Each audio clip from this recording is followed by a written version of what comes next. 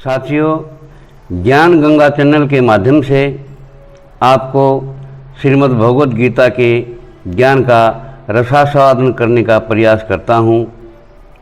आपसे अनुरोध है, वीडियो को लाइक करें, शेयर करें और यदि आप इस चैनल पर नए हैं तो चैनल को सब्सक्राइब करें।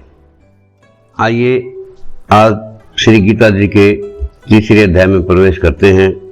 इस अध्याय में अर्जुन कहते हैं कि हे जनार्दन, यदि आप कर्म की अपेक्षा ज्ञान को श्रेष्ठ मानते हैं तो फिर हे केशव, मुझे इस भयानक कार्य में क्यों लगाते हो?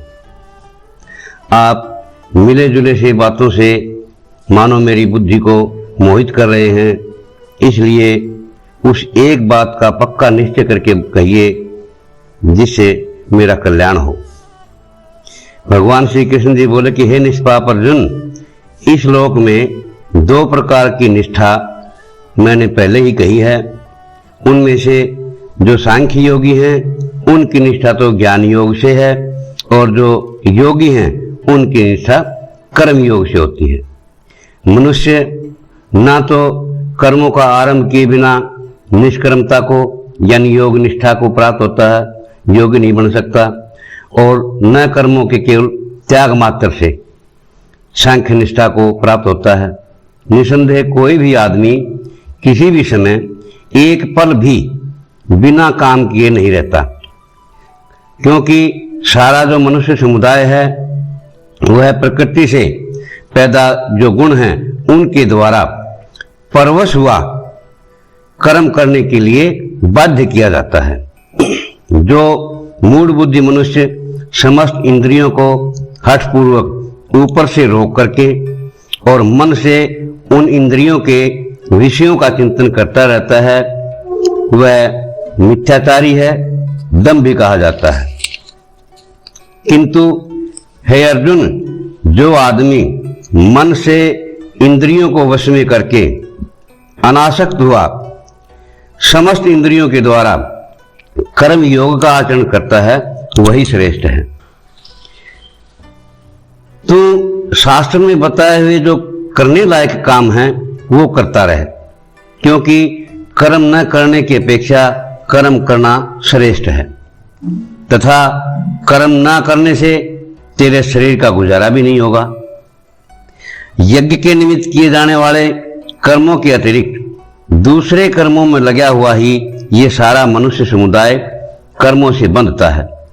इसलिए हे अर्जुन, तू आसक्ति से रहित होकर के उस यज्ञ के निमित्त ही भली भांति जो कर्तव्य कर्म हैं, करने लायक जो कार्य हैं, वो करता रहे। प्रजापति ब्रह्मा ने कल्प के आदि में यज्ञ के साथ प्रजाओं को रच करके उनसे कहा कि तुम लोग इस यज्ञ के द्वारा वृद्धि को प्राप्त हो जाओ और यह यज्ञ तुम लोगों को तुम्हारे मनोवांछित भोग प्रदान करने वाला हो। तुम लोग इस यज्ञ के द्वारा देवताओं को उन्नत करो और देवता तुम लोगों को उन्नत करेंगे। इस प्रकार निस्वार्थ भाव से एक दूसरे को उन्नत करते हुए तुम लोग परम कल्याण को प्राप्त हो जाओगे। यज्ञ के द्वारा बढ़ाए हुए देवता तुम लोगों को बिना मांगे ही तुम्हारे मनोवांछित भोग निश्चय ही देते रहेंगे। इस प्रकार उन देवताओं के द्वारा दिए हुए भोगों को जो आदमी उनको बिना दिए भोगता है वो चोर ही है। यज्ञ से बचे हुए अन्न को खाने वाले श्रेष्ठ पुरुष सब पापों से मुक्त हो जाते हैं और पापी लोग अपना शरीर पोषण करने के लिए ही अन्न पकाते हैं, वे तो पाप को खाते हैं। सभी प्राणी अन्न से पैदा होते हैं। अन्न की उत्पत्ति वर्षा से होती है और वर्षा यज्ञ से होती है, और यज्ञ जो विहित कर्म हैं, करने लायक जो काम हैं, उनके करने से ही पैदा होने वाला है। कर्म समुदाय को तू वेद से पैदा हुआ और वेद को अविनाशी परमात्मा से पैदा हुआ जान। इससे सिद्ध होता है कि सर्वव्यापी परम अक्षर परमात्मा सदाई यज्ञ में प्रतिष्ठित है। हे पार्थ, जो आदमी इस लोक में इस प्रकार परंपरा से प्रचलित सृष्टि चक्र के अनुकूल नहीं बरतता, अर्थात अपने कर्तव्य का पालन नहीं करता, वह इंद्रियों के द्वारा भोगों में रमण करने वाला पापी पुरुष व्यर्थ ही जीता है। परंतु जो आदमी आत्मा में ही रमण करने वाला और आत्मा में ही तृप्त है तथा आत्मा में ही संतुष्ट हो, उसके लिए कोई भी कर्तव्य बाकी नहीं रहता। उस महापुरुष का इस विषय में, इस संसार में न तो कर्म करने से कोई प्रयोजन है और न ही कर्मों के न करने से कोई प्रयोजन है, तथा सभी प्राणियों में भी इसका किंचित मात्र भी स्वार्थ का संबंध नहीं रहता। इसलिए तू लगातार आसक्ति रहित होकर के सदा जो कर्तव्य कर्म है उनको भली भांति करता रहे, क्योंकि आसक्ति से रहित होकर के कर्म करता हुआ मनुष्य परमात्मा को प्राप्त हो जाता है। जनक आदि ज्ञानी जन भी आसक्ति रहित कर्मों के द्वारा ही परम सिद्धि को प्राप्त हुए थे। इसलिए तथा लोक संग्रह को देखते हुए भी तू कर्मों को ही कर, अर्थात तुझे कर्म करना ही उचित है। श्रेष्ठ पुरुष जो जो आचरण करता है, दूसरा आदमी भी वैसे ही आचरण करते हैं। वह जो कुछ भी प्रमाण कर देता है, सभी मनुष्य समुदाय उसी के अनुसार बरतने लग जाता है। हे अर्जुन, मुझे इन तीनों लोकों में न तो कुछ करना है और न ही कोई भी ऐसी वस्तु है जो मुझे प्राप्त ना हो, तो भी मैं कर्म ही करता रहता हूं। क्योंकि हे पार्थ, यदि कदाचित मैं सावधान होकर के कर्मों में न बरतूं, अर्थात कर्म ना करूं, तो बड़ी हानि हो सकती है। क्योंकि सभी मनुष्य समुदाय जितना भी है, सब प्रकार से मेरे ही मार्ग का अनुसरण करता है। इसलिए यदि मैं स्वयं ना करूं तो ये सब मनुष्य नष्ट भ्रष्ट हो जाएं और मैं संकर्ता का करने वाला बनूं तथा इस समस्त प्रजा को नष्ट करने वाला बनूं। हे भारत, कर्म में आसक्त हुए अज्ञानी लोग जिस प्रकार कर्म करते हैं, आसक्ति रहित विद्वान भी लोक संग्रह करना चाहता हुआ उसी प्रकार कार्य करे।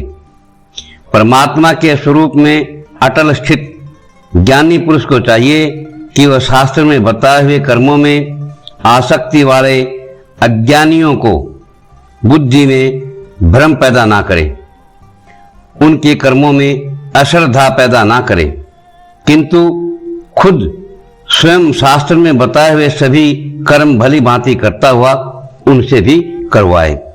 वास्तव में संपूर्ण कर्म सब प्रकार से प्रकृति के गुणों द्वारा किए जाते हैं, तो भी जिसका अंतःकरण अहंकार से मोहित हो रहा है, ऐसा अज्ञानी मैं करता हूं ऐसा मानता है।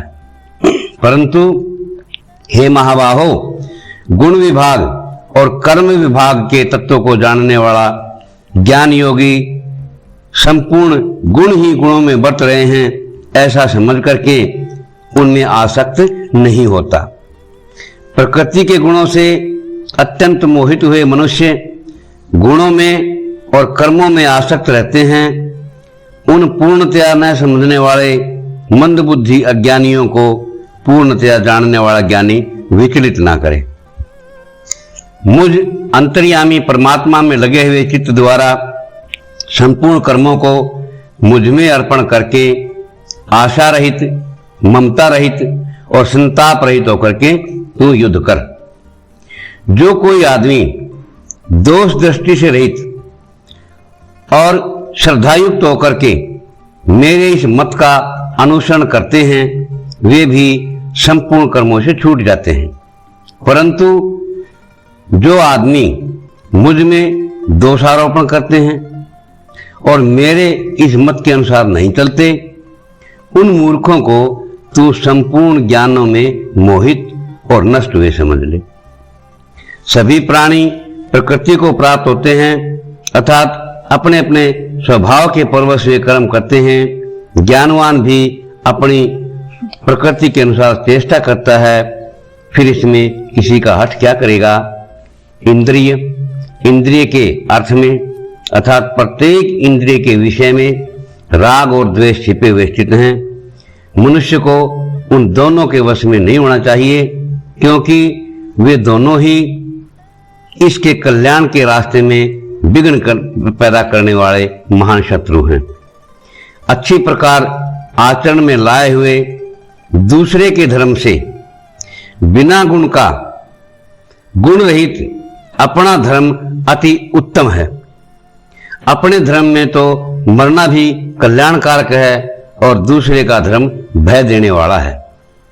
हे अर्जुन, अर्जुन बोले कि हे कृष्ण जी, तो फिर यह मनुष्य स्वयं न चाहता हुआ भी जबरदस्ती लगाए हुए की तरह किससे प्रेरित होकर के पाप का आचरण करता है। भगवान श्री कृष्ण जी बोले, रजोगुण से पैदा हुआ यह काम ही क्रोध है और ये बहुत खाने वाला है, अर्थात भोगों से कभी भी तृप्त नहीं होता और ये बड़ा पापी है। इसको ही तू इस विषय में अपना बैरी जान ले। जिस प्रकार धुएं से अग्नि, मैल से दर्पण ढका जाता है और जिस प्रकार जहर से गर्भ ढका रहता है, वैसे ही उस काम के द्वारा ये ज्ञान ढका रहता है। और हे अर्जुन, इस अग्नि के समान कभी न पूर्ण होने वाले काम रूप ज्ञानियों के नित्य बैरी के द्वारा मनुष्य का ज्ञान ढका हुआ है। इंद्रियां, मन और बुद्धि ये सब इसके निवास स्थान कहे जाते हैं। ये काम इन मन, बुद्धि और इंद्रियों के द्वारा ही ज्ञान को ढक करके इस जीवात्मा को मोहित करता है। इसलिए हे अर्जुन, तू पहले इंद्रियों को वश में करके इस ज्ञान और विज्ञान का नाश करने वाले महान पापी काम को अवश्य ही बलपूर्वक मार डाल। इंद्रियों को स्थूल शरीर से पर यानी श्रेष्ठ, बलवान और सूक्ष्म कहते हैं। इन इंद्रियों से पर यानी श्रेष्ठ मन है और मन से भी श्रेष्ठ बुद्धि है और बुद्धि से भी अत्यंत श्रेष्ठ यह आत्मा है।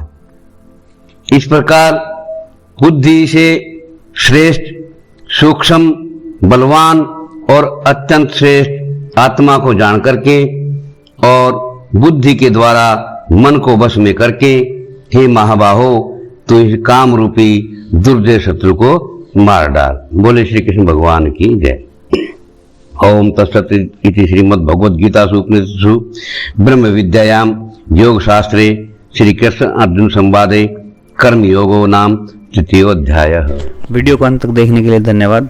कृपया वीडियो को लाइक करें, अपने दोस्तों को ज़्यादा से ज़्यादा शेयर करें और अगले वीडियो की नोटिफिकेशन सबसे पहले पाने के लिए चैनल को सब्सक्राइब करें और बेल आइकन को दबाएं।